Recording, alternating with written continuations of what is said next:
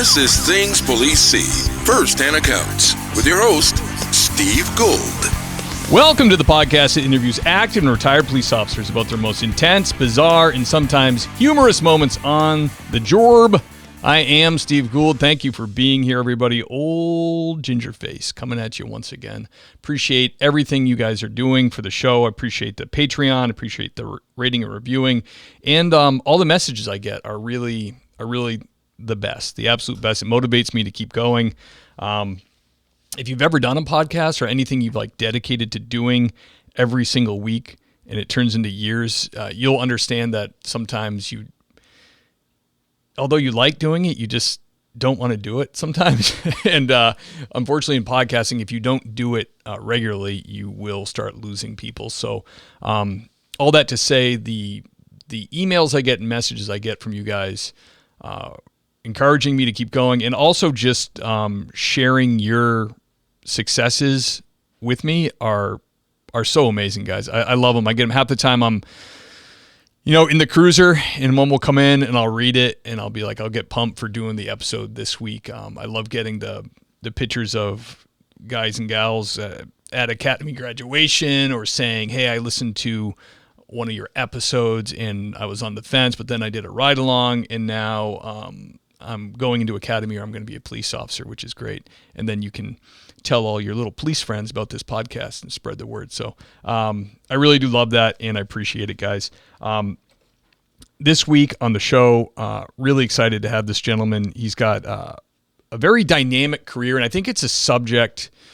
He's going to give us stories and tell us about his career. He's very successful as a police officer, but more importantly, he now specializes in what we do after being cops, which I know from being a cop that this is a very interesting and sought after subject for cops. Being a cop is great, and it's very fulfilling, an ancient and important profession that we all feel proud to do. But it is one of those jobs that you love to hate.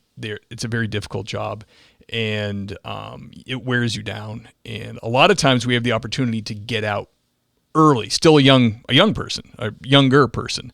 And it's, time for that second career. And a lot of cops I know oddly feel like they have no life skills. Like, I'm a cop because I stink at, I could never be a builder or a plumber or I don't think I'm smart enough to go to law school.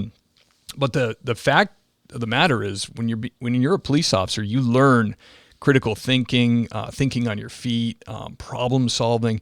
So you become very dynamic, and it's super useful for lots of companies. Believe it or not, guys, they get a lot of people that stink, that do the bare minimum. I've worked in the private world before, and I can tell you I'm not an exceptional working professional, but I show up on time, I try hard, I'm thorough, and I excelled in non-law enforcement, and it was not that difficult. So keep the faith. There is a job out there for you, and this gentleman actually has a company now that specializes in getting you to the right place. So let me do his intro. He's former sergeant at Loudoun County Sheriff's Department in Virginia.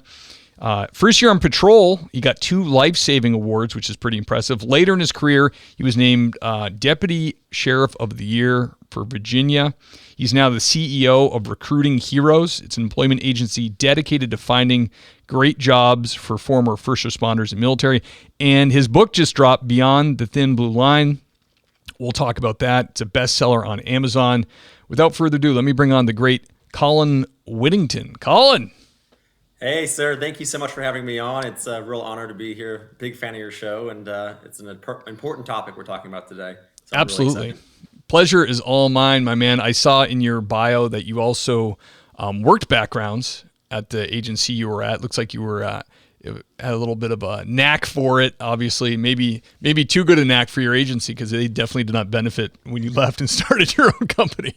Right. Yeah. I got promoted to sergeant pretty quick in my career and got put in charge of the background investigation and recruiting unit. And that's really where I fell in love with recruiting, and ended up getting me the skills that I needed to get poached from a private company to go into the tech industry as a recruiter. And I was in that role during the start of COVID, during the George Floyd era.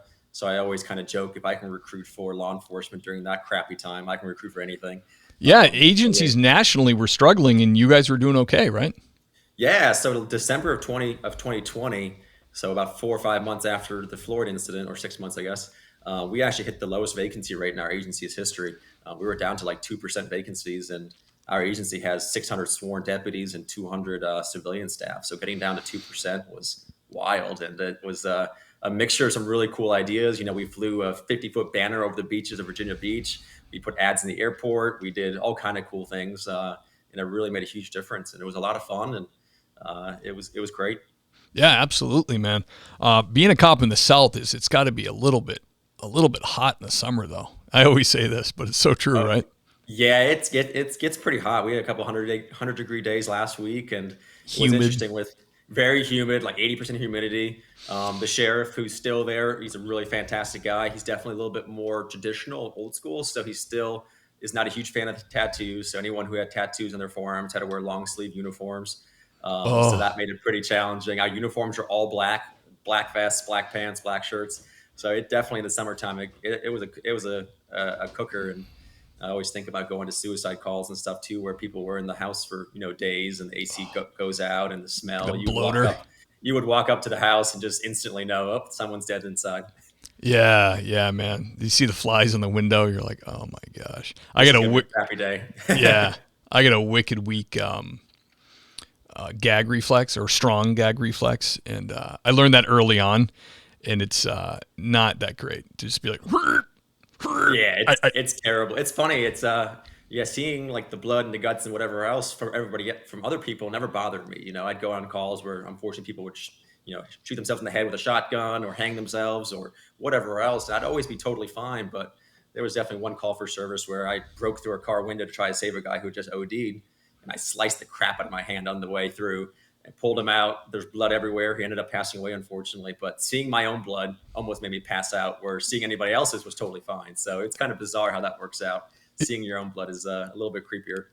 Yeah, absolutely is. I'm like that with giving blood. Actually, my police physical, they take blood and test you for all this stuff, and I passed out when she took my blood. And I had, when I was younger, I used to get I had a problem with my because of high school football, I had a slip disc, just a slightly ruptured disc. So they tried cortisone shots between the vertebrae. And one of the times I was there, they hit my spinal nerve. And literally my dad had to hold me down when they pulled the needle out. And whatever my doctor, my primary care told me, said, whatever that event did to your brain is very hard to reverse. Because then I was going to college after that, and I got a TB test, and it's like the littlest prick. And I was like, the nurse was like, oh my gosh, are you okay? I'm like, I'm really thirsty. She's like, oh no. So all the nurses came in, put stuff on my head, and I almost went down, and needles had never bothered me before at all. And then it went from needles to like, now like giving blood. I was trying to give blood once, and I was watching the blood come out of my arm, and that, not like it hurts, but it has that little ache. And then you see your blood leaving, and I started getting woozy again. I'm like, oh no. So I was But it's only worried. for your blood, though, right? It's only for your blood. It's not anybody else's. It's weird. Because I was nervous that, oh my gosh, this is going to affect me on the job. And it hasn't. It's just, like you said, it's my own, I don't know. I think blood's important, man. It's your life force leaving your body, Right. It's not natural to see it leaving you, I think. Right. Yeah, absolutely, man. So pretty impressive, Colin. You got 2 life-saving awards right off the bat in your career. And then you were named Deputy Sheriff of the Year by the Sheriff's Association? Yeah, it was the Virginia Sheriff's Association named me the Deputy of the Year for the whole state of Virginia in 2019. And, I think there's about 11 or 12,000 deputies in the state. So being named Deputy of the Year and getting to go to a conference and get called on stage and getting a letter from the governor and everything, it was pretty bizarre and wild, and definitely wasn't something I got into this profession for. But at the same time, being told You'll take that it. I won it, it's pretty cool. I know. I still remember. So our agency, our command staff, and the sheriff have an 8:30 meeting every single day. It's called the 8:30 meeting. It's well known in our agency that they do that. And I get a call from our colonel one day to tell me to come into this meeting. And I'm just a deputy at that point. I'm like, crap. I must have done something real stupid. And they call me in, and then everyone's there. The sheriff's there. The whole command staff is there, all staring at me. And then they tell me that I had won the award, and they're all obviously very excited. That's So awesome, brother. it was pretty cool. So I went from being like, crap, I messed up, to this is pretty cool. Yeah. Hell yeah, Yeah, man. absolutely. That's really cool. And I hope you got a nice plaque for it for the wall. Yeah, I got the plaque upstairs too, which is really nice, and it's definitely a moment I'll never forget, and it's a very special memory for me in the agency too. Yeah, heck yeah. Um, Colin, can you take us back to a younger Deputy Whittington starting your career? The first hot call you went to, the first call that really got your blood going. Yeah, so the first call was somebody. It was actually, I think, my second day out of the academy, so I was still an FTO, and someone had called that there was an armed The person claimed it was an armed robbery. So we obviously went lights and sirens to the call, and the person said they were down in the basement. So we went down, guns drawn for the first time in my life, and this guy was standing there with a crowbar in his hand. So we pointed a gun at him for the first time in my life too, and luckily he ended up being very compliant. I think was more drunk than anything. But on the way there, it was wild thinking about what we were going to do. And I definitely don't come from a firearms background. Did great in the academy with it, but it was still something newer to me. So the first time actually having a firearm really like in an actual incident was pretty wild. And I remember that rush, though, running Koto call, my FTO probably being terrified next to me because I was some young rookie cop just 2 days out of the academy. Yeah. He was probably shitting the bed a little bit, but for me, it was wild, and I knew at that point in time that I had found a career that I loved, because who else gets to do that? Who gets paid to go 100 miles an hour down the road to respond to help somebody in need? So that was really the first time I knew that I had found a passion. Yeah, absolutely. When you went to the call and the guy had the crowbar, were you kind of following your TO's lead, or did you feel like you knew it was the right time to pull the gun, being so new? I think a little bit of both. I think when I was walking up, at first he hadn't pulled his gun out yet, and I was like, I think we should probably do that. And then I saw him doing it, so then I kind of got reassured that it was okay.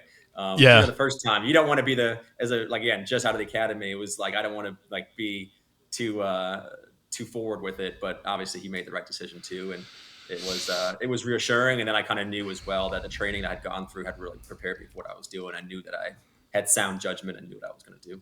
Yeah, absolutely. I remember moments like that, being like really new and just learning like when it's time to grab somebody or pull your gun out, or you know what I mean? Like, because you Right. know, but at the same time, like you said, you don't want to be like overzealous and be like, whoa, take it easy, rookie. Exactly. Right. Exactly. 100%. Yeah, because it's all weird things that like, it's almost, I'm sure you felt this at that call. It's surreal because you've watched movies and TV shows and you've watched people doing this stuff, but now it's you. Like Right. you're the man. In the movies and the TV shows, it always seems way like slowed down and really cool and whatever else. But in the moment, it goes by in the flash of an eye. It seems like you don't really think about it too much. You kind of let your training kick in, and fortunately, again, he made the suspect ended up dropping everything and being fine. But you start realizing afterwards, you start thinking about like what could have gone wrong. Had he attacked us with that, how fast that could have changed my life and obviously his life too. And it would have been within, again, 48 hours of leaving the academy. That would have been a pretty bizarre way to start my career. And but you never know. Your first call for service could be life changing. Unfortunately, the department county over from us, they had a female officer graduate from the academy, and on her very first shift in FTO, they responded to a domestic assault call. And as they were walking up, the husband opened the door and fired upon them. I think 2 or 3 officers were shot, and she was killed in her very, very first call for service. It was like half an hour to an hour after roll call. Wow. So it is pretty wild, and that was tough for us. Obviously, she went to our same academy, and it's amazing how fast things can change. And you think you have this whole career ahead of you, and for her, the career unfortunately lasted about an hour. Oh my gosh. Yeah, so it's pretty. That's why I always try to tell young officers to just be ready from day one. You have no idea. You think you have all this time, and that these scenes that we see on TV or on the news won't happen to us, but it can. It can happen within the first hour. Yeah, absolutely. I went to college with a kid. I think he went to Virginia. His name was Joe Diamond. Not that you would know him. I don't think I know him. Yeah. But he got into a similar thing. He was a cop up on Cape Cod in Massachusetts, and then he moved down to, I think it was Virginia. I forget which county.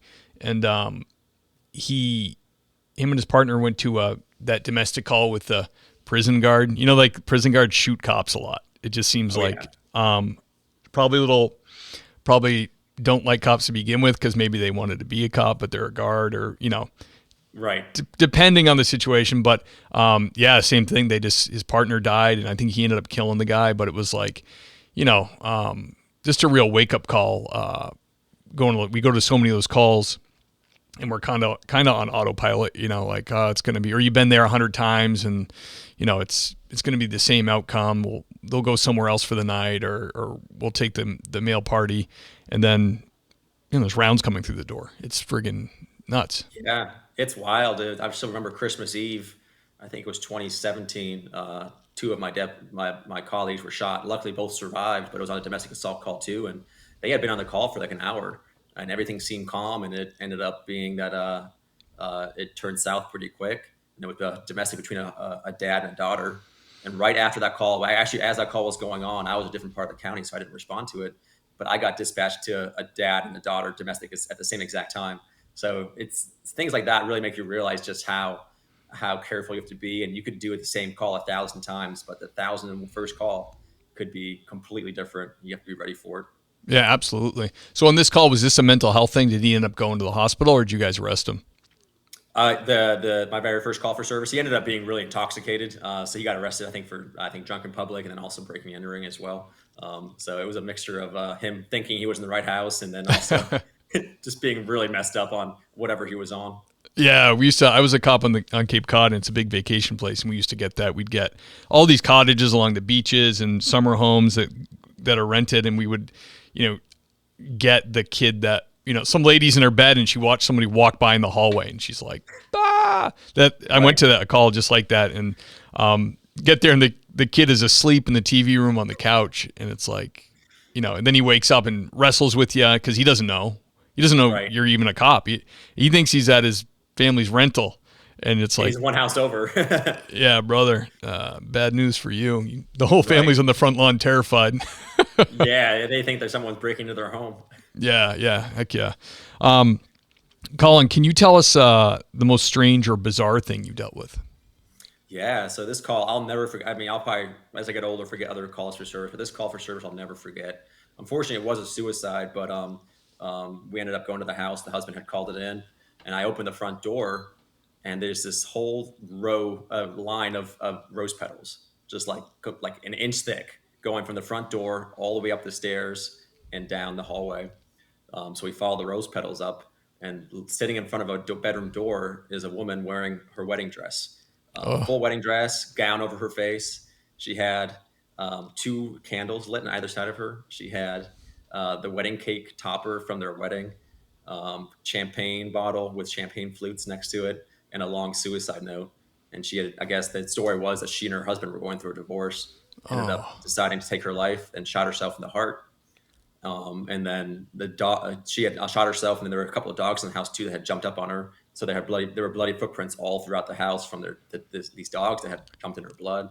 But I remember standing next to her, and I felt bad, but at the moment I was thinking like a zombie movie, because like with the gown over her head, laying like head forward. Yeah. It just felt like it was like, I almost made a joke to my supervisor, like if she moves, I'm gonna have to shoot her, because like the whole like zombie idea. Yeah. And that was wild. It was bizarre. Just the scene, and the blood everywhere, and the gown over her face, and the big red mark out by her heart. That was creepy. That was pretty bizarre, and obviously a sad and tragic moment, but that's definitely something I'll never forget. Man, that's crazy to put that much thought into your suicide, like to put rose petals down and light the candles, and that is crazy, brother. How old was she? She was, I think they were in like their late 40s or early 50s, and they had been married for 20 some years. So this wasn't like a freshly married person. This was someone who dug out her wedding dress from her closet, and it still fit her. It still fit her, yeah. And what is this guy thinking? You hang on to a woman like that, still get into her wedding dress? Right, yeah. And it sounded like they've been living together still, but were separated and going through a pretty nasty divorce, and I guess going through pretty tough times. And obviously, suicides are typically more common for men than women, and when women do it, they usually put a little bit more thought into it. And obviously, she put a lot of thought into it, and it was something she had planned for a while. The firearm still had the tag on it from where she had bought it the day before. I think she only bought a couple of rounds and only fired it once. So it was weird. That was something I'll never forget. And I was still pretty new then, so I had to stand like the security basically until crime scene got there. So I stood next to her for about an hour and a half, And that's why I think it's like seared into my brain now that I'll never forget the way that looked and that call for service. Yeah, brother, that is intense. I can't, man, shot herself in the heart. Like, number one, I could never be in the, I hope, be in the mental state to kill myself. Like Right. I don't know if saying have the courage is the right word, but to have like, I don't have the balls to do that. Like in the heart, like you're going to live for a good few seconds in a it's very bizarre. painful death. Yeah, the heart seems like, I mean, obviously I wouldn't want to do it anyway, but that seems very like the chances of you missing by just a slight bit or just not hitting it quite center. And just like you said, living for quite a while and probably a real painful way to go versus, going the tradition, like what most men do is shooting themselves in the head. And if you do it right, you'd think your lights would be knocked out pretty quick, but you must be really sure life's not worth living, unfortunately. And it's sad to see. Yeah, man, that is absolutely brutal. Did they have kids or anything like that? I think they had adult kids, or later teen age children that luckily weren't in the house. So I don't think they actually saw their mom, but obviously the husband saw his wife, and I'm sure that'll stick with him forever too. Knowing, probably thinking back on their last conversation, if they had a fight or something, who knows? Yeah, I'm sure that was the point. That's why she did it. Right. I'm sure that morning something terrible happened, that they just were suffering, struggling pretty hard with their divorce. And I'm sure he'll never forget that either. Damn, man. And kind of not important, but what kind of gun was it? It was a handgun. I forget. I think it might have been a Glock, but I forget what exactly it was. I think it was a 9mm. But it was.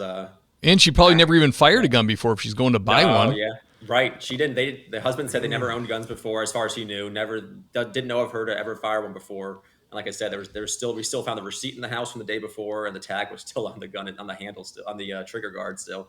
So it's literally just she knew what she was doing. She never planned to use it ever again, and didn't even bother taking the tag off. So something that elaborate that it's not so standard. Probably had to look pretty hard at the husband, right?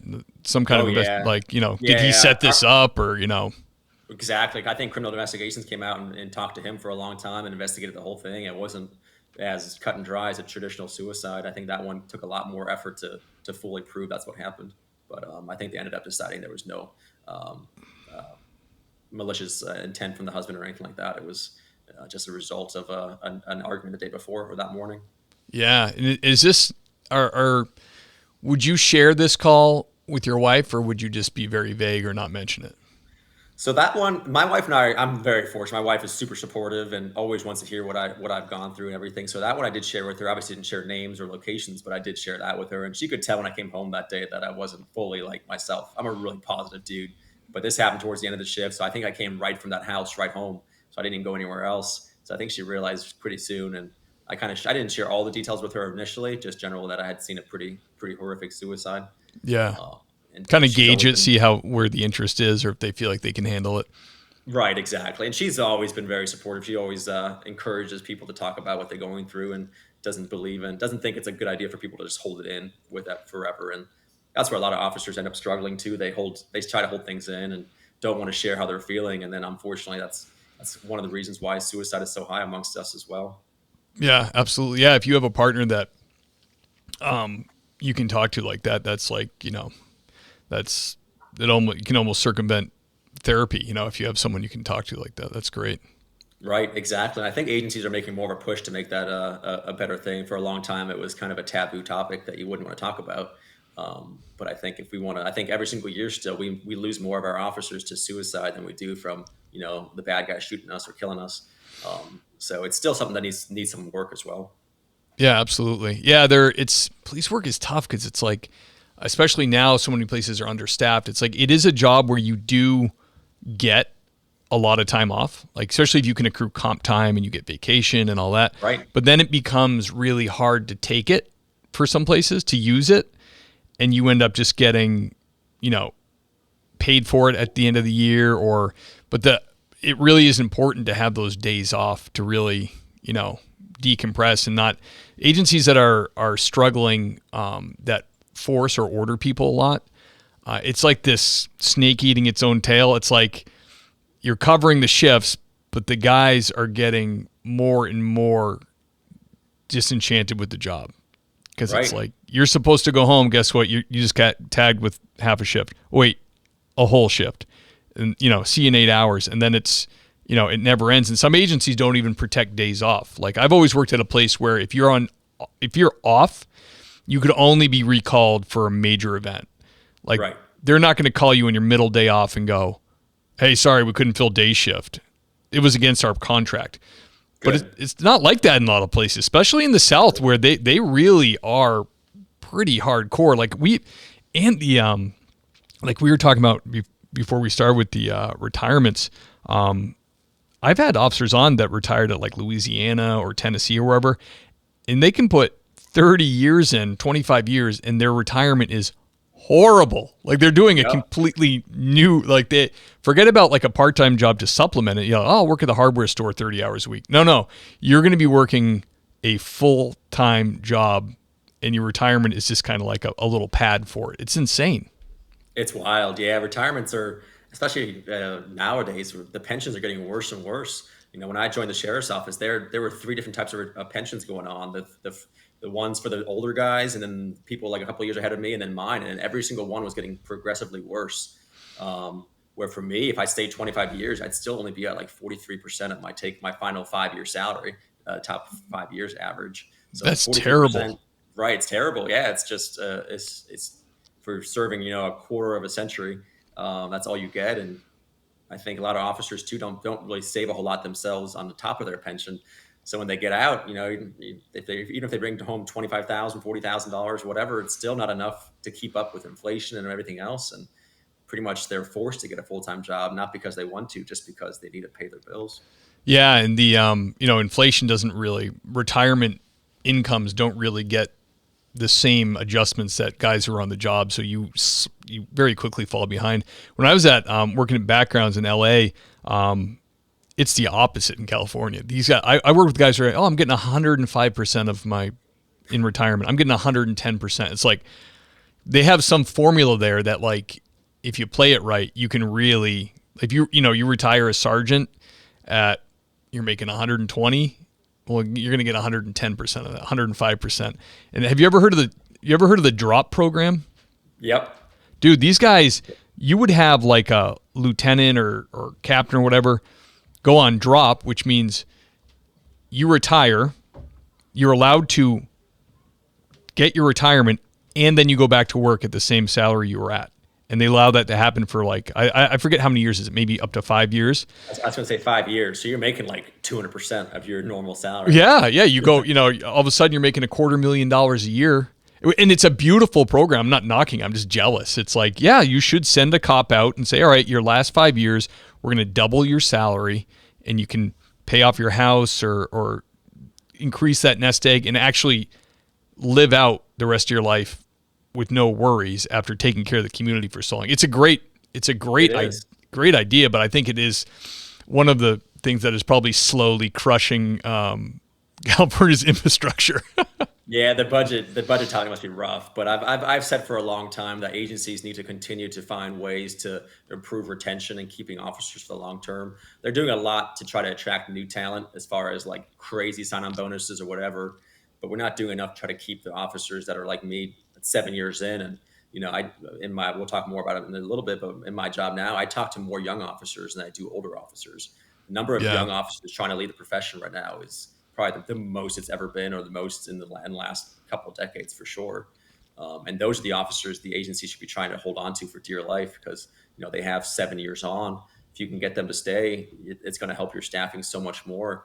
But these agencies are really giving, I've heard like DC Police here gives $25,000 sign-on bonuses. So a rookie officer comes on, first of all, making a pretty decent base salary plus the $25,000. So a lot of them are coming on making more than their FTO and more than their sergeants even. So then they're obviously very happy, but their supervisors and whoever else is working alongside them, what the hell? They're getting pissed because they're making way more money than they are. And even though they've been there for, 7 some years. So dude, it's something agencies need to work on. Dude, Torrance PD in California is offering $100,000 sign-on bonus for a lateral. That's nuts. $40,000 for new recruits. Dude. That's wild. I can go be a cop again, I guess. I go make $100,000 really quick. I think I'm still certified. So I know. I'm sure they make you sign some kind of 10-year contract or something, but I'm sure. dang, man. I guess got into it at the wrong time. Right. Absolutely.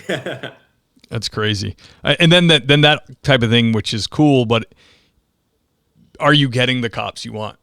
You're getting guys that want the paycheck, really. You know what I mean? Like, are you really getting someone? Feels like the days are past where you would go to an agency, put your heart and soul into it, and then be like, "This is my place, rah rah. Wherever I work, I'm staying here. I want to be here." And like you're seeing with young people leaving, they also hop around a lot with agencies. Like, there's no real loyalty to it, especially because the climate, and then the admin and all the stress and the ordering and all that stuff.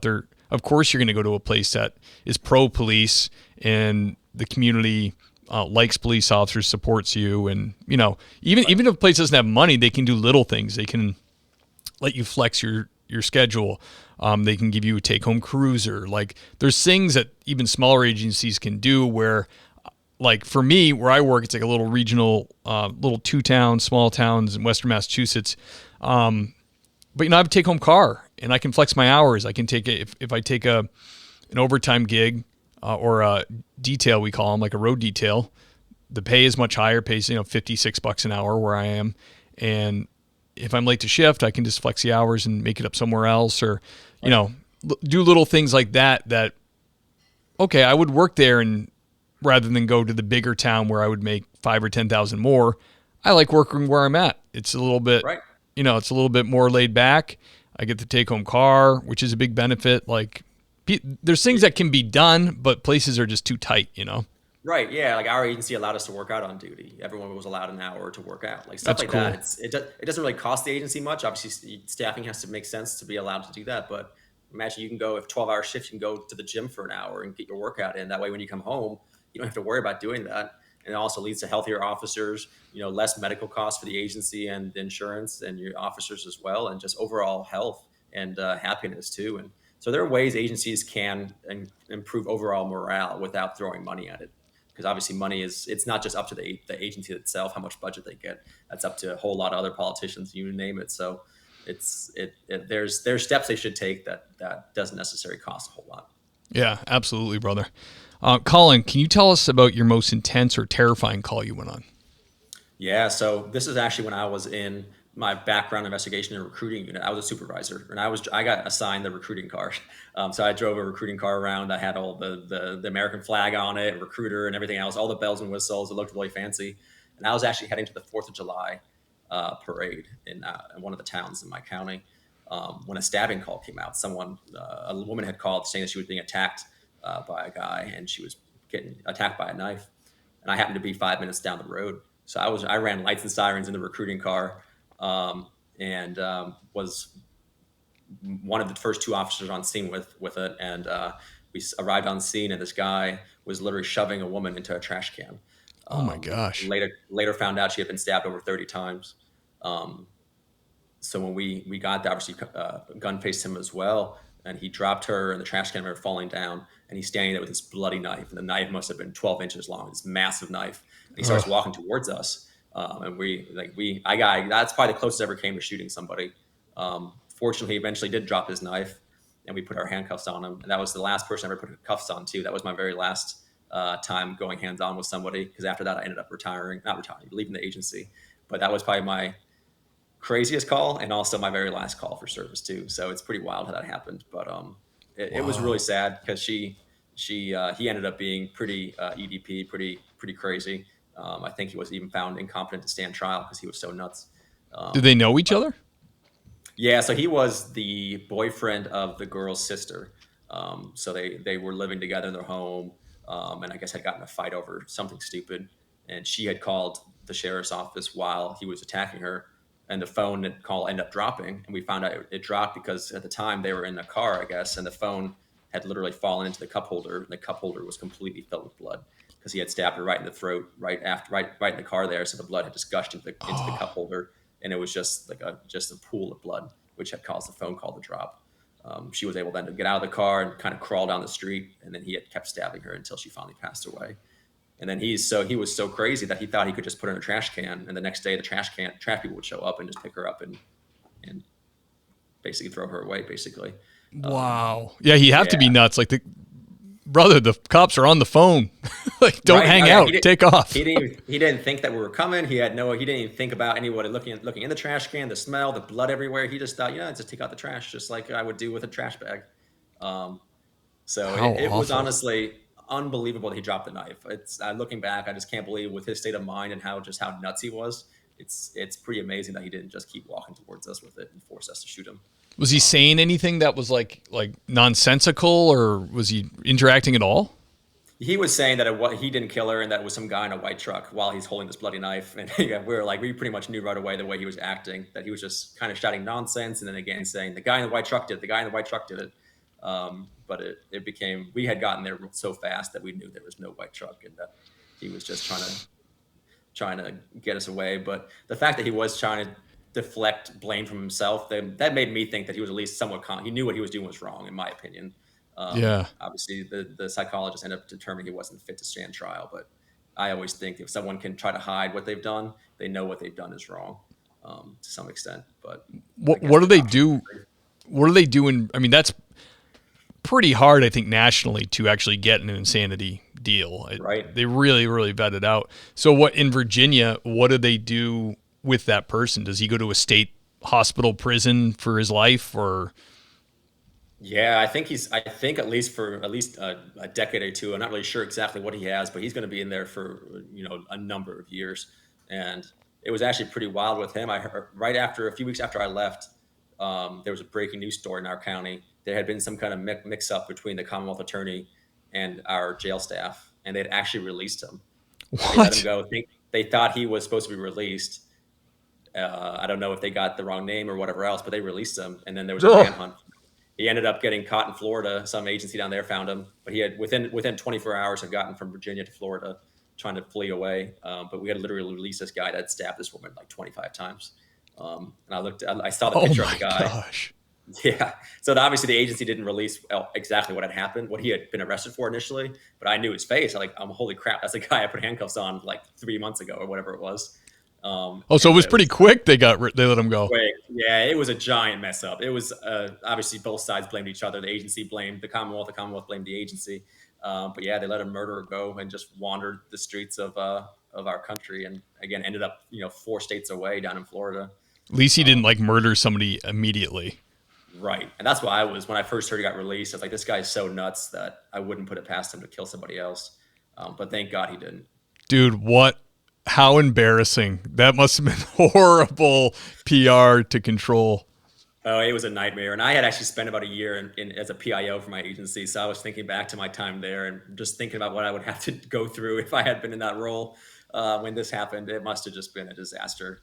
And obviously stuff happens, but letting a murder go, that's got to be one of the worst moments in those officers and the Commonwealth's lives. Oh yeah, some people lost their jobs there, I'm sure. Oh, I'm sure.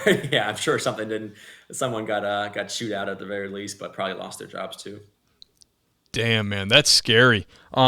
When you said he was on the street putting the body in a trash can, was this in like a neighborhood? Was there people around? Yeah, so I live in Loudoun County and worked in Loudoun County. Loudoun County is usually ranked number 1 or number 2 as the wealthiest counties in the country. Oh So wow. we're right outside DC. We're the data center capital of the world. Like 70% of the world's internet comes through our county. So there are multimillionaires and billionaires in our county. And this was in a really wealthy part of the county. And all the homes there were well over $1 million, probably $2 million homes. And they were all maybe half-acre lots, maybe. So the next house was right down the road. And it Was she wealthy? Were these well-off people? No, they had been in some kind of program that they were staying in this home. I don't know how they ended. They were like on a version of welfare. I don't know how they ended up in $1 million neighborhood, but they had ended up there, and we're all living there. So she was definitely not wealthy. But yeah, it was again a very, very rich neighborhood where nothing ever happens. Usually, our county usually gets 1 homicide a year, maybe 2 homicides a year. So that was definitely an eye opener for that whole community. You imagine that you finally make it to one of these neighborhoods. Finally, we're out of the riffraff.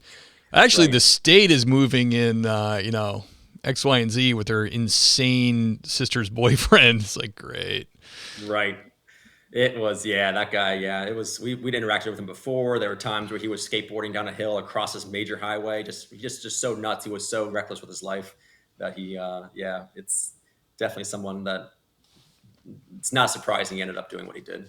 Those are the scariest people, I think, to deal with, is the interactions I've had with people that are crazy, and they don't know it. Like I mean, it's rare, I guess, that they would know it, but they will be Right. telling you something, wanting you to take a police report on it, and it's insane. And like, you're usually at some point, I try to, we have counselors now, so we can have them come to the call and whatever, but Right. Yeah. that doesn't help either, because they really think they're experiencing something. And recently I tried to tell a guy that, like, listen, this isn't the reason you're getting these reactions from cops when he'd been going around different police departments reporting these things, is because it's, we don't believe you. Like, this didn't happen, man. Like, this didn't Right. happen. Because we've been talking to him for half an hour. And then he got really angry and, like, kind of like, started getting agitated at me, and I'm not believing him, and I'm not helping him, and what is he supposed to do? And, you can tell, like, they're clenching their fists and their posture's changing.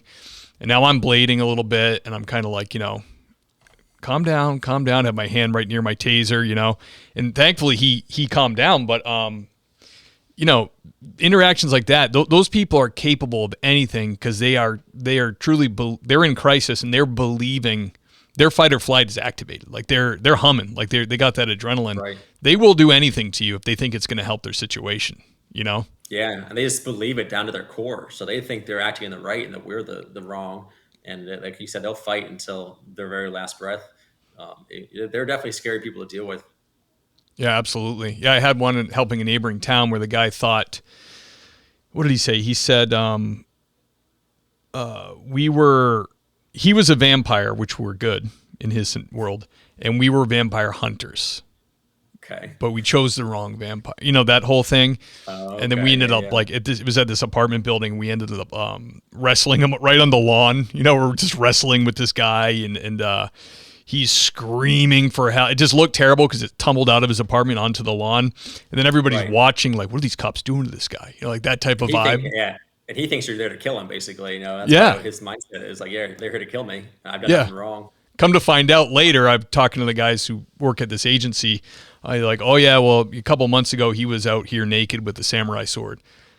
And I'm like, yeah, I wish I had this information before I, was trying to talk to this guy. Right. Yeah, that would be helpful information to know.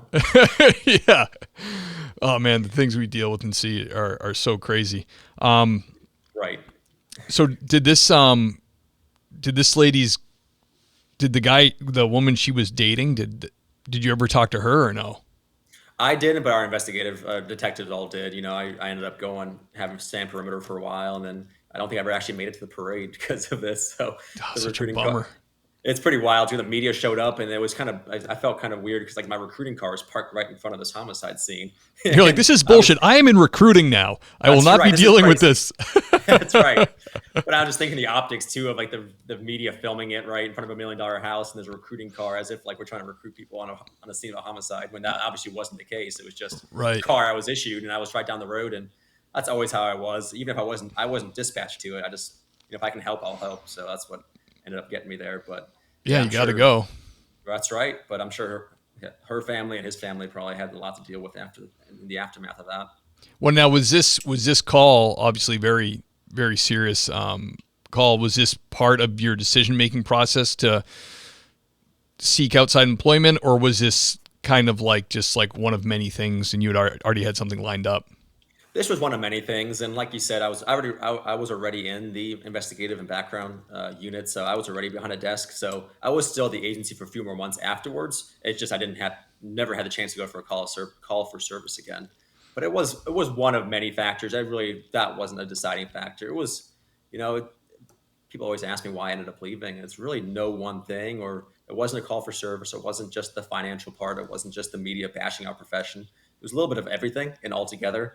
That I just kind of knew that I wanted to see what else was out there in the world and see what else I could do. And law enforcement is a great career, but it's also all consuming.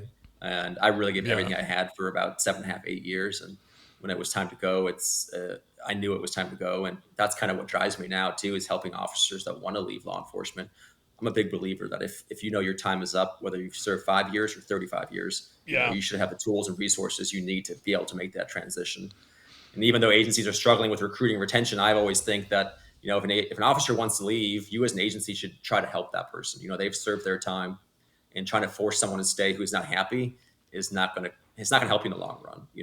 The officers that get the most get the most complaints, that get the most use of forces, are probably officers who aren't very happy in their career.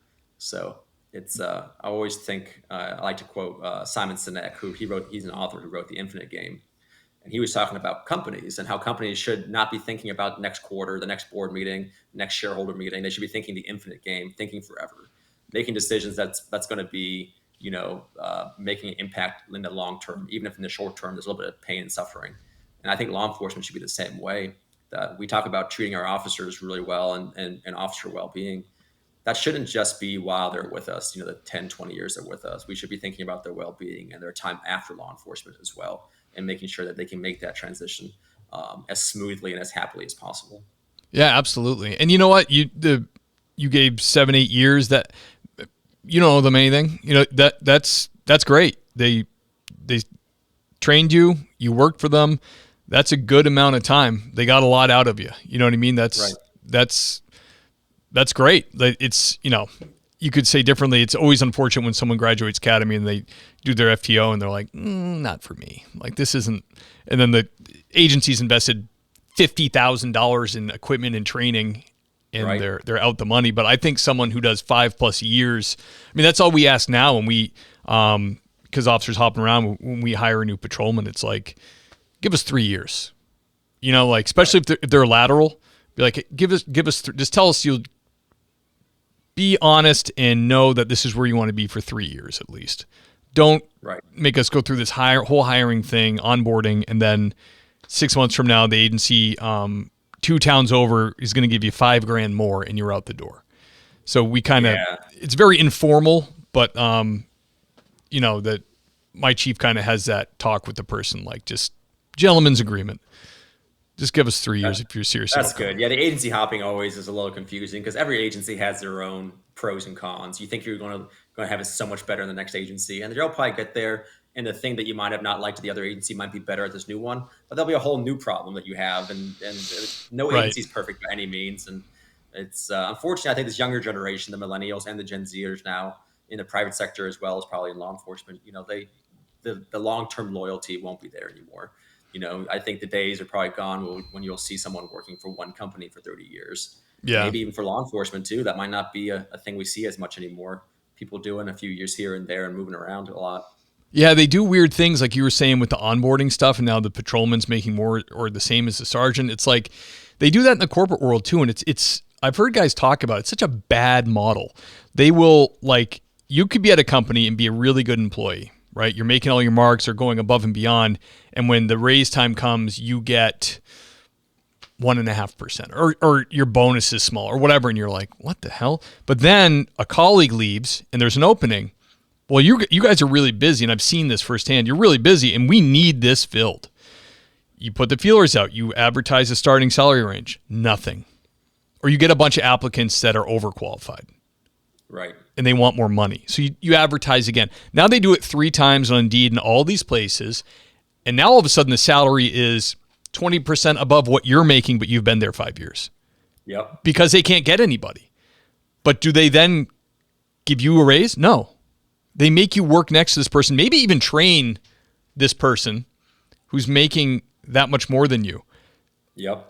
In whose eyes is that a good idea? Like, it's just the morale's going to tank. You're going to resent the new person, and now you're going to leave. And guess what? You'll leave, and another company will give you that 20%. Exactly. The company I left law enforcement for ended up not being a great fit for me. But we can talk about that later too. But it was interesting. One of my colleagues had asked for a 10% raise, and he had been there for a number of years without a raise. And the CEO was like, nope, we're not giving it to you. So he ended up leaving. And then I was tasked with finding his replacement. And then, like you mentioned, it took like 3 or 4 months. So 3 or 4 months of my time and paying me to find his replacement. Right. We ended up finding a replacement, a really good candidate, but we ended up paying him 20% more than the last guy was making. So like you're now you're paying this guy, you're paying him even more than you did the guy who was there already, who had institutional knowledge and was a phenomenal worker. And you paid me for my time and our resources to find this candidate. So you've lost so much more money than if you had just given the raise in the first place. It's so And also, short-sighted. right. And then that job was not being done for 4 months. So how much revenue did this company lose with this guy not doing his job? So it's just these companies as well as agencies don't think long term. And I know one of the things that really frustrated me when I was in background investigations, I was my 7th year as a sergeant. I always like doing the tasks I have my people do. So I actually worked a background file myself just to get the experience. That way I could be knowledgeable on the actual topic. So I did a background on a guy, really good kid. He had done 4 years in the military. He spoke Spanish and had a degree. So those are all things that we give credit for. But he has never served in law enforcement a day in his life. He came in on his first day and he was making a higher salary than me, who had been there for 7 years, has a degree, and had obviously been with the agency for 7 years, and also was a sergeant and a brand new cop, new to law enforcement altogether, was making more than me. Dude. So that was when I think I really started being like, all right, it might be time to look somewhere else, because it was wild. The fact, again, that wasn't like I was 2 years on. I was 7 years on. I am a supervisor and a rookie cop who, yeah, he has military. That's awesome, but it doesn't mean he's going to be a good cop. He could be a terrible cop for all we know. And he slap in the face. Right. And he won't be fully solo for a year and a half, and he won't probably be fully competent for another 3 years probably after that. So it was, and so I actually saw that firsthand, just how companies and agencies can do that to try to attract people. You pay new people quite a bit, but then you forget that you also have to take care of your people that have been there with you for years during the tough times. Don't just forget them. That's why I tell agencies, if you want to have a hiring bonus, that's fine, but think about the impact and the way your current staff will react to that. If you're taking care of them financially as well, that's fine then. But if you're only dumping money on the new people, you're just then going to increase or worsen your retention, which basically means you're going to be pouring water into a bucket that has a hole at the bottom. You can dump as much water as you want in there, but if it's pouring out the bottom, it doesn't matter. And I think that's currently what a lot of agencies are doing, is they're trying to dump as much water as they can in the bucket without worrying about the holes at the bottom. Yeah. So stupid. Colin, can you tell us about a positive or heartwarming call you went on? Yeah. So one of my life-saving awards was for saving the life of a 10-month-old, actually.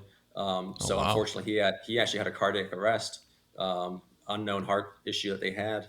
And it was another call where I wasn't dispatched to it. I was actually just getting off duty, but I was on my way home, and the call came out about like 5 minutes from where I was again. So I ended up self-dispatching onto it. I was there probably about 5 to 7 minutes before rescue got there. So I did CPR on a 10-month-old, and that was absolutely the scariest, one of the scariest things I've ever done, and also the most bizarre, because CPR on a 10-month-old is entirely a little 2-finger, right? Very different from giving CPR to a middle-aged man or woman or whatever. Did you do the encapsulate one, or did you do the 2-finger? Yeah, I did the encapsulated one. I don't know if that's even right anymore or not, but that's what I did at the time. And between me and rescue, we were able to get his heartbeat back, and was able to bring him back. And I remember getting hugged by the mom and the dad. And they were all sobbing all over me, and it was something where I feel like God has put me in the right place at the right time. And they were thanking me up and down. I was like, you know what, I'm just very happy that I could be here, because there was no other deputy within 10 minutes of it, and those 10 minutes could have been it. Dude. With that young, not having a heartbeat for 10 minutes, that child probably wouldn't have survived. So that was probably one of the greatest moments of my life, just knowing that I had played a small part in that and helping that kid. Oh my, those parents must love you to this day. Right. I know. Honestly, I've always thought about trying to find them again and reach out to them just to see how he's doing, and see how the whole family's doing. So I might have to do that after this, because it would be nice to see how they're doing. Yeah, absolutely, man. Wow, it is also going to be a very terrifying call. It was, yeah. The whole time I was freaking out inside. I think on the outside, hopefully I looked somewhat cool, but the inside I was just freaking out, because you think about like how small he is. Only weighs 20 pounds maybe. I don't even know how much they weigh at that age, but tiny. And thinking about just like how important this moment was, and that if it didn't work out, his family would see their 10-month-old die right in front of their eyes, and in their living room. He was laying on the floor in the living room when it happened. So what happened? Was it explained at all? They found some kind of heart issue that they didn't previously know. Okay. The thought was that hopefully they'd be able to at least treat it, or at least maintain his standard of living. So I really don't know. I didn't follow up a whole lot after I knew he made a recovery, but I'm not really sure what happened beyond that. But it was definitely been a heart problem that he unfortunately had. Yeah, heart things are weird with kids. They're like, one of our kids had, remember the doctor was like nonchalantly, they'd be like, well, there is a little hole in her heart. And we're like, and he's like, no, he's like, It's normal. yeah, he's like, we see this sometimes. And I'm like, almost going down. I'm like pale. Like, what are you talking about? Right. But that their hearts they're very resilient though, as you saw. Like they bounce back better than you or I. Right. Oh yeah, the heart's a weird thing because I know I grew up playing soccer my whole life, and I still watch professional. And the number of professional soccer players that have heart attacks in the middle of the field, and these are pros who are probably the fittest people on earth, and they get tested all the time, and even they have heart conditions that no one knows about. Yeah. So it's pretty wild. It's crazy and scary to think about. That's why cherish every moment. You never know when your last moment is here, so try to enjoy everything. Yeah, absolutely. When I was on overnights for 5 years, and I used to like jack myself up on caffeine and all that. I remember I was doing a incident report at like 3 a.m, and I swear I felt my heart like stop and start. And I was like, I could feel it in my neck, and then I felt it. I'm like, it was like bum bum bum bum. Bum, bum, bum, bum, bum, bum. I was like, oh, what is, dude, I was freaked out. So that morning when I got off, I didn't want to cause a scene, like go to the firehouse, but I went and saw my doctor, and he was like, yeah, he's like, you know what, when I was in medical school, and then when I was, doing my time at the hospital, he goes, they worked us like crazy. And it used to happen to me all the time. He said, too much caffeine, you need more sleep.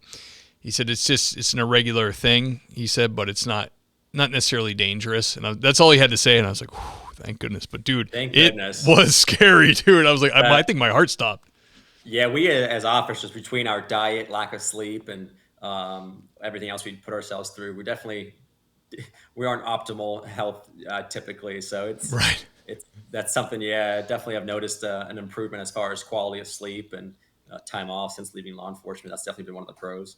Absolutely. Yeah, dude, these young guys rocking these are Bang or in Monster drinks. Like, dude, you got to take it. You can have one. One is like a big coffee, You can't have 3. I mean, I would have a friggin' panic attack if I had 3. I'd be jacked up. Oh yeah, and then they'll do that, and then again go grab McDonald's for dinner at 1 a.m. or whatever else. And it's just some health. Your heart's not going to survive very long. That's why it's sad to see officers that they work a 25-year career and they drop dead a year after retirement. Yeah. We got to make sure we take care of ourselves physically too. No bueno. Colin, can you give us some advice for new officers? Very popular question. People love to hear it answered. Lots of people thinking about coming into police work, listen to the show. Just advice that you would give to new people coming on the job.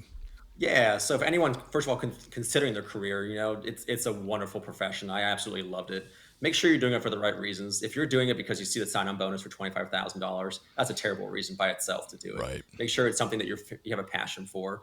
Go into the academy then and try to just soak in everything you can possibly learn. The people there are just experts in what they teach, and their information they're going to teach you could save your life someday or save someone else's life. And just make sure that I think every single officer in this country has a role to play in how the public sees us.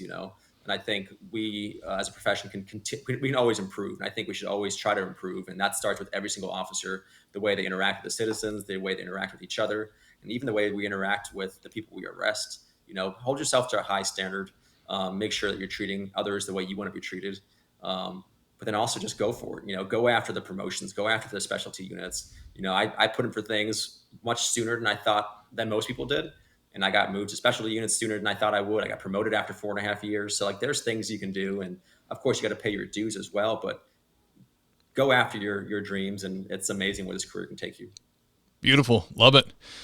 Colin, so obviously you've switched careers and now you're helping first responders, military people who, like I said at the beginning of the show, kind of feel like, what do I do? This super intense and important and vital job that they had is now over, and they want to apply those skills to the private world, right? So that I'm guessing that was the impetus to you writing this book. Right. So I left law enforcement in 22 and went to the tech industry. As I mentioned earlier, the company I joined ended up being a really terrible choice for me. I didn't really have the same morals as the owner. But anyway, as I left law enforcement, I'm relatively active on LinkedIn, which is a great platform for anyone who doesn't use it. But I started getting messages from law enforcement officers and veterans all throughout America. saying, "Hey, Colin, I see you made the switch to the private sector. Can you give me some advice?" So it started off with me just helping a few officers here and there, writing resumes, talking to them about opportunities, how they can sell themselves and their skills. But it kept getting busier and busier that I soon made my company. It's called Recruiting Heroes LLC. And what we do is we help veterans and first responders find careers after their years of service. And I really started it as a side hustle, thinking that I would do it for a few hours a week as I did my full-time job. Right. But it got so busy within 3 months, I had to quit my full-time job to do it full-time. So Good now for you. That's fast. Oh, it was wild. I set my goal for 23, my revenue goal, and I think I hit that in like February or March. It just blew me away. And Damn you, Colin. Right, I didn't do it for the money, but it has been Yeah, of course. amazing. And what's cool is, so we do a couple of things. We obviously the main thing, the thing I love the most is honestly the thing that we make the least money on, and that's helping our veterans and first responders, with their resumes, with interview training, helping with salary negotiations, and also just finding them opportunities in the private sector. I charge hardly anything for that, very, very low amounts compared to other companies. But then I also work with private companies that want to hire talent. So companies that are looking for individuals to join their teams, and they want to hire first responders or they want to hire veterans. They hire my company to find them talent. So then I go around and try to find them a police officer, a military veteran who has the skill set for what they're looking for. And that's where I make the majority of our revenue is through that, because I always think private companies, they make millions or billions of dollars. I'll make them carry the heavier load financially. Hell yeah. And then for the veterans and first responders, do the resume stuff. And even from the low amount I charge there, I donate 20% of that to the PTSD Foundation of America, which helps veterans and first responders suffering from PTSD. That's great. And you can get the book now. It's available on Amazon. Right, it's a bestseller, right? Yeah. So the calls kept coming in, people wanting to work with me directly. And I love that. But at the same time, my time is still finite, right? There's only so many people I can help in a given day. So my thought was, if I write a book about what I know, that can reach a lot more people than just me one-on-one coaching people. So I started writing this book at the end of last year, and it really it snowballed on me, and it really took off. And I published on July 2nd of this year, and it hit bestseller status on Amazon. Damn, for all good the for you. categories it was in. Yeah, law enforcement categories and everything else. know. And now it's I've gotten messages from police officers and deputies and federal agents, both in the United States as well as around the world. I got an officer from Australia messaged me 2 weeks ago with a picture of the book on the beaches in Australia, saying he was reading it. Then an agency in Ireland asked me to come speak to their agency in September, so I'm going there. Oh, hell yeah, dude! That's great. Right? Yeah. So it's been the national, international exposure to it has been amazing, and it's been really cool to see people that are benefiting from it. And it really goes through a lot of strategies that officers can do. And a big thing I talk about is start early. If you have 3 to 5 years left in law enforcement, that might sound like ages, but get started. The job market right now is honestly pretty brutal. It's pretty competitive. And you can take steps now that will make you a really competitive candidate when the time comes. You can start going after certain degrees, certifications, you name it, things that'll make sure that when your time in law enforcement is over, you can go into a career outside of law enforcement. And there's 2 things I usually hear from officers when I talk to them on the phone. The first one is that they don't think they're a fit for a job in the private sector. Yeah. And that's always sad to hear. And that's completely wrong. The second thing I hear is that officers think that they're only a good fit for a role in security or investigative type of positions. And that's what every cop is trying to go into. Right. And that's I think it's a wonderful profession, a wonderful career path if you have a passion for that. But the sad thing I hear is that officers who want to be completely away from law enforcement or security type of roles think that's all they're a good fit for. And then they're going after it just because, I don't fit for anything else. Yeah, and all those good paying security gigs go to feds, retired feds. They get the job. Yep. It's either the feds or high ranking, like command staff level officers of agencies potentially. Right. But if you're, just to be honest, if you're a patrol officer who's pushed a cruiser for 20 years, if you apply for a security director role, there's hardly any chance of you landing that, to be honest, as your first role out of law enforcement, because they don't want to give it to somebody who has extensive experience leading entire bureaus or entire agencies. Managing people. Right, exactly. So I just want officers to know that there is a lot of opportunities for you outside of law enforcement. And it's all about selling yourself and selling your skill set. I think we as cops, we talking to another cop, we always can relate really quickly. You can always tell when you're talking to someone who's done what you've done. And we have great conversations, but we also talk in a certain way that a civilian employer with no law enforcement background will have no clue what you're talking about. I have Yeah. people send me their resumes and they'll just say, I was an FTO, and that's it.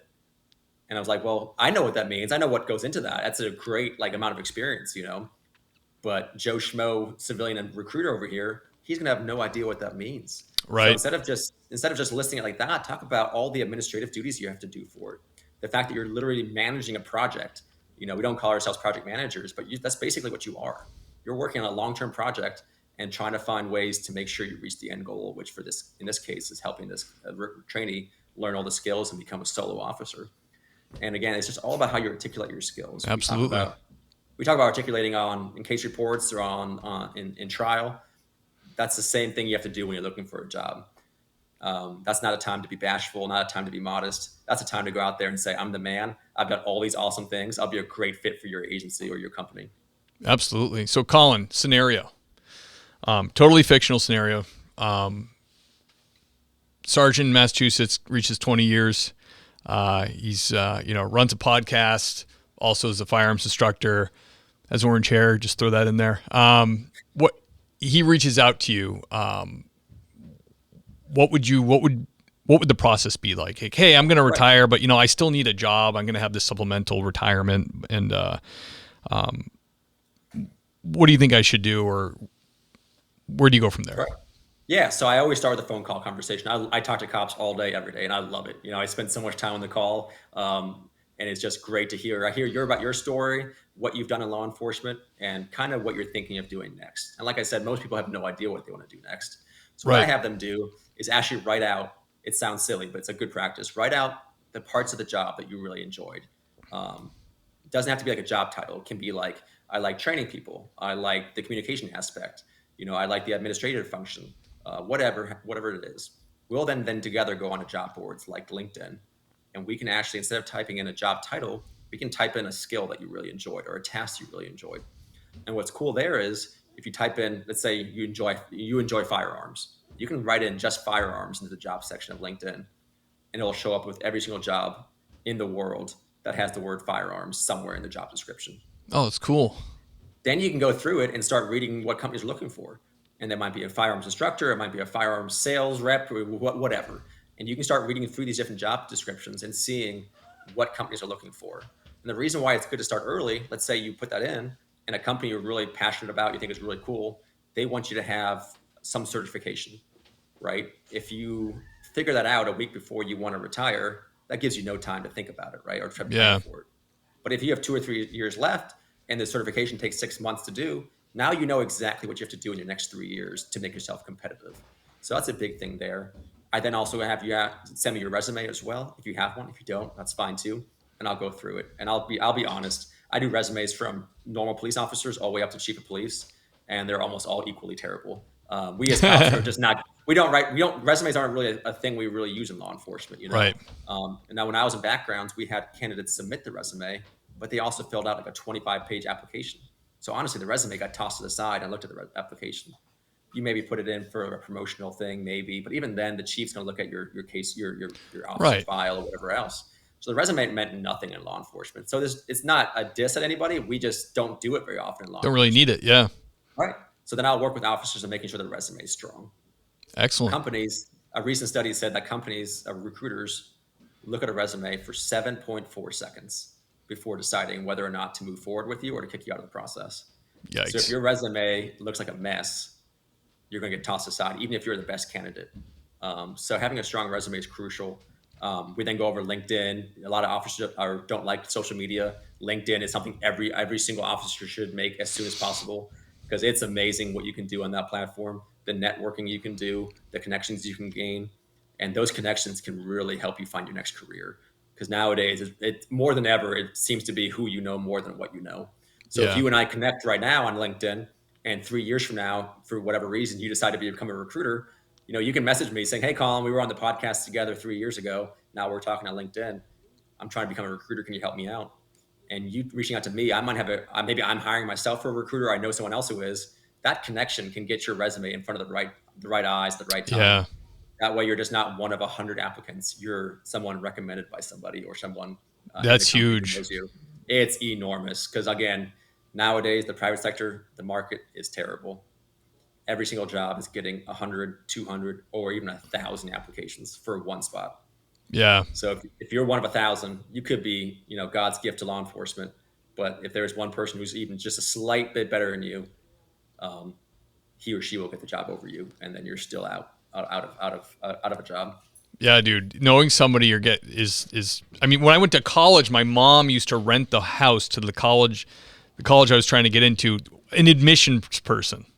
Oh, that's and perfect. They were friends, but she said, I wasn't a great student in high school, and just because I didn't really apply myself, and I liked having a good time. Right. But okay, GPA, and she talked to the lady, and of course the lady's like, listen, I can't just like accept him into college because I know you.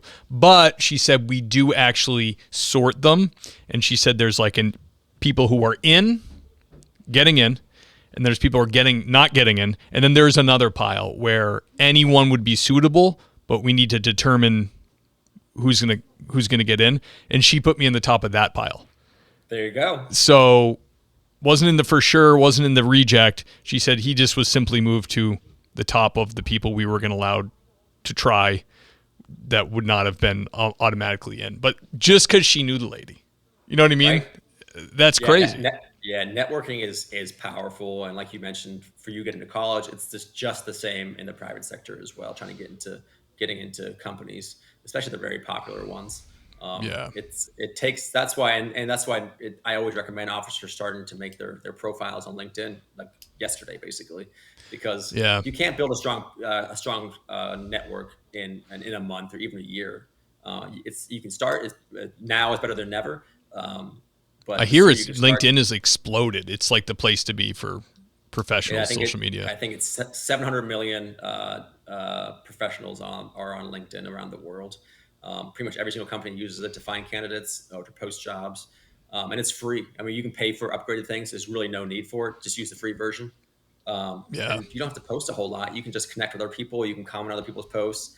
There's free training on there. So if you want to, a lot of companies like people that are strong with Excel, Microsoft Excel. I suck at it. But what's cool is LinkedIn has free training classes. It costs nothing. You can go on there and just take a free class and learn how to use Excel. So if you need that for whatever skill, you can go on there and just take a few classes in whatever subject you want. And then at least you're proficient with that skill. There's so many free resources out there that people just don't even think about. So absolutely. There's so many ways to make yourself a strong candidate. I'll put this interview up there for sure. Right. I put a few in the past, but this one seems perfect for LinkedIn. I will too. And I try, one message I'm trying to spread now too is to law enforcement agencies, not just the officers, that I know recruiting retention is in a tough spot right now. But at the same time, we do owe it to our officers to make sure that they can approach the next stage of their life, with confidence, knowing that their next career is lined up. Even if it's only for the retiring officers, ideally it'd be for everybody. But I teach a half-day class where I go around to different agencies and teach this stuff from this book and what I do. And I usually get two types of answers from agencies. One is, can you be here tomorrow? The other one is, oh God, no, don't you dare come anywhere close to us. We don't want to teach our officers this. Stay away, devil. I totally get it. I was in recruiting for a long time, so I totally understand. But at the same time, we can't say we give a crap about our officers if we only care about them while they're in our uniform and serving our purpose. Right. To really care about someone, you care about them forever, not just while they're serving a function that benefits you. It's easy to care for somebody when they're doing you a service or helping you out. It actually caring about someone goes beyond that. And again, I mentioned in my book, I mentioned whenever I speak, I would never try to convince someone to leave law enforcement. If someone reads my book or hears me speak and decides to stay in law enforcement, that's awesome. This profession needs the very best officers we can possibly find. Sure. But I fully believe too that if someone knows their time is done, trying to force them to stay in there by just withholding this kind of information is not doing them a service, is not doing the agency a service, and it's definitely not doing the profession a service either. Absolutely. That's what I'm trying to spread the word about as well. 100%. That's a great way to look at it. Yeah, you really got me thinking, Colin. I would really love to work at Sig Sauer because they're close to me. I mean, if I was close to Glock, I would probably want to work there too, but they're in Georgia. Sig Sauer makes excellent guns, and they have their academy is like just north of me. I should look at what it takes or what are they looking for, because that is kind of a place that gets like a lot of special forces guys and all that stuff. But if, I think like you're saying, looking ahead, I think being a fire instructor for as long as I have, I probably could take some classes, some advanced firearms instructor classes, and try to shoot more. And, I'm not ready to go yet, but a few years down the road, kind of prepare myself to, have them be interested at least, Right. Yeah. So that's where you go to their website, you go to their social media pages, you go to the actual job postings they're putting out, and don't even look at the salary or the location. That doesn't matter right now. Look at what they're looking for. Again, if you have, a couple of years left, this is the perfect time to start working towards it. I don't know how your agency is, but my agency paid for training if it was somewhat related to my job. And Right. firearms obviously is very related to your job. So you probably can get your agency to pay for some of these classes. It'll make you a better officer, a better firearms instructor. And then when it comes time, you'll be a better candidate too. That way you're not just, unless I say just because obviously we're way more than just police officers, but now you're also a police officer with all these certifications in this background. And they're gonna be like, holy crap, this guy is exactly what we're looking for. Like he is this job description to a T. And that's what you want. You want to hit every single requirement they're looking for and then some.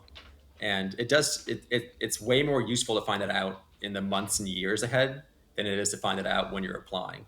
Yeah. Once you're applying, it's too late. Yeah, what you are is what you are. You can't really make anything more of yourself. Right. But again, if you want to work for SIG and that's your dream, you probably can start connecting with their people on LinkedIn. There's probably people that have either gone to your college, worked in the same industry, and just connecting with them. You can send them a note being, hey, I see you work for SIG. We went to the same university. Love to chat some about it.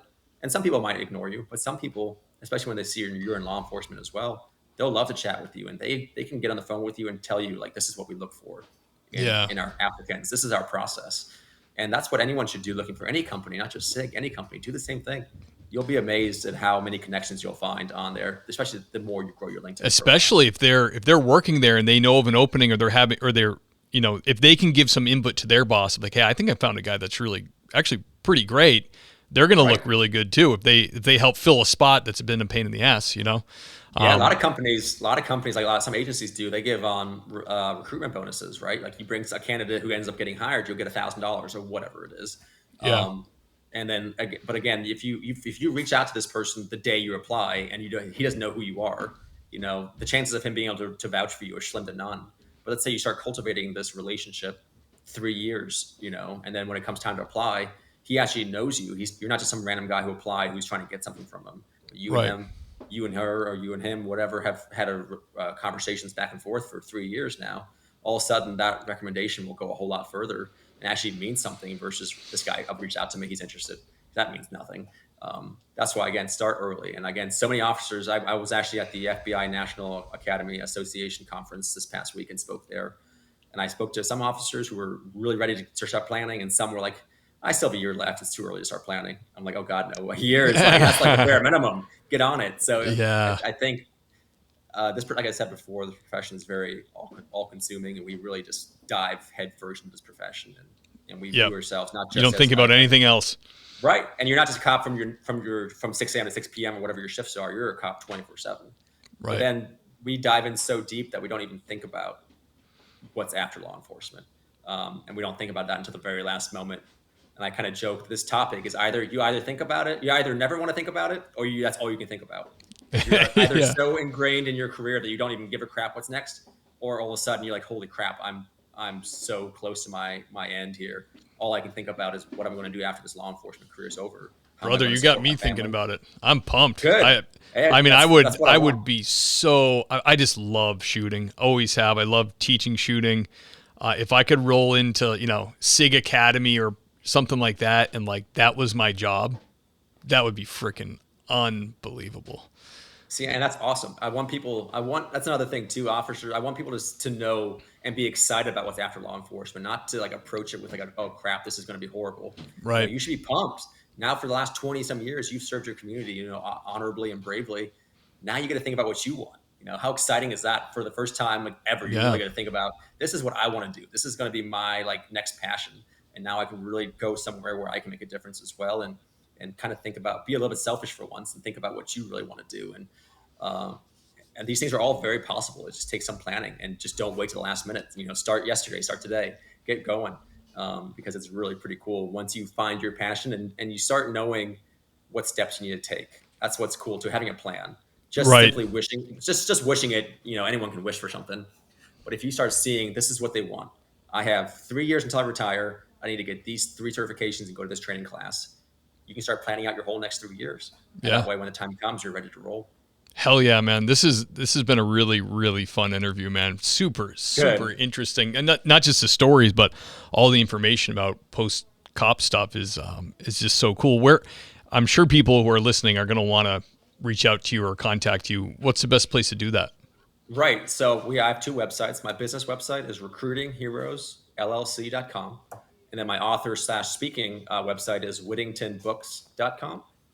Those are my 2 websites. You can reach me on either one of those. I'm very, very active on LinkedIn. It's just Colin Whittington. Then I'm starting to try to be more active on Instagram. I suck at it. I need to get better at it. Instagram's rough, dude. It's I don't know. For some reason, I've always been very career focused, and a lot of my passions have been around helping people with their career. So LinkedIn always made sense to me. I'm not great with videos, not really creative with pictures either. So Instagram, TikTok, and things like that are things I need to work on. But so LinkedIn would probably be the best place to find me. But go to Whittington Books on Instagram as well, and I'll get back to you for sure. It's just awesome. It won't be as creative. Yeah. I'll the link for whatever you want will be in the show notes. So obviously I'll have your book. I'll have how to contact you. People can just click it and reach out. It's an honor to have you on, brother. Thank you so much for your time. Thanks for having me. It was awesome. And you all stay safe out there. I really appreciate everyone, the service you all give for your communities. And watch your 6, and you'll have a friend in me for sure. All right. Thanks, brother. I'm going to do the outro. Can you hang on for just 2 or 3 minutes? Yep. All right. The great Colin Whittington. Wow. Super interesting and fun interview. I'm going to quit being a police officer tomorrow and start my next life. But it's exciting to think about. I'm not going to quit my job right now, but I do like being a cop. But I do want to move on, and I know I will be able-bodied, and I'm going to want to do something. And, men need to work. Everybody knows that. We need a mission. Men are mission-driven. And if you think you're going to retire as a cop and do well sitting around the house, I don't know any cop that's done that successfully. I can tell you, and I know a lot of them. You need a mission and something to do. So really cool. Reach out to Colin with the links in the show notes. He can hook you up or give you some guidance. Follow him on social media and get the book, Beyond the Thin Blue Line. So guys, this is a time in the show when I thank the Patreon sergeants and above, I have to say now, because there's a few different levels, and some people have chosen to become a captain and lieutenant, which I think is neato. Who I'm talking about is the great Jamin Jack from Security 101. Check him out. Check out his excellent company. Lieutenant Thomas Connell, everybody.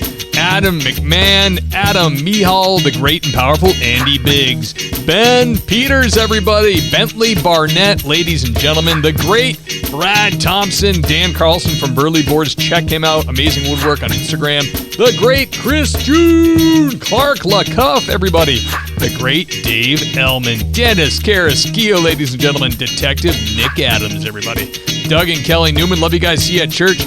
Dylan Mosher, thank you, sir. The great Elliot Sykes, Gary Steiner, ladies and gentlemen. George Karyotis, everybody. Greg Gadboy, everyone. J.A. family, thank you. Jake Pinedo, James Rose, Jason, the great Jason Labrie, ladies and gentlemen. Jason Lau, how you doing over there, brother? Jessica King, thank you very much. John Jordan, everybody. John Shoemaker, the great Justin King. Kyle Roberts, Kyle Napier, the great Lauren Stimson, the handsome Lane Campbell, Michael Roach from Roach Machine. Check out his AI Solutions, Iceman from Motocross Chronicles, the great Nancy Hammond, Paul Maloney, Raymond Arsenault, everybody. Love you, buddy. See you at church. Richard Tolles, keep on trucking, brother. Sasha McNabb, the great Scott Young, Sean Clifford, the great Seth Wright, Sheriff Ronald Long, everybody, the great Tammy Walsh, Tony Fahey, William James Long, that's Deputy William James Long to you, thank you very much, Zach Haney, Zachary Pleat, and the great George Tessier. Thank you. Woo, it is really a long list. I'm super pumped. I'm going to have to break it up at some point. That is a mouthful. I feel lightheaded. Thank you, guys. If you're listening to the show still at this point, you're the perfect person for me to reach and say, if you love the show, go to the Patreon. The link is in the show notes. Support me that way. Truly, truly appreciate it. appreciate you guys being here every week with me, listening to these the men and women from law enforcement telling their stories in an effort to get a better appreciation for what it is cops actually do. So I love you guys, and I will see you next week.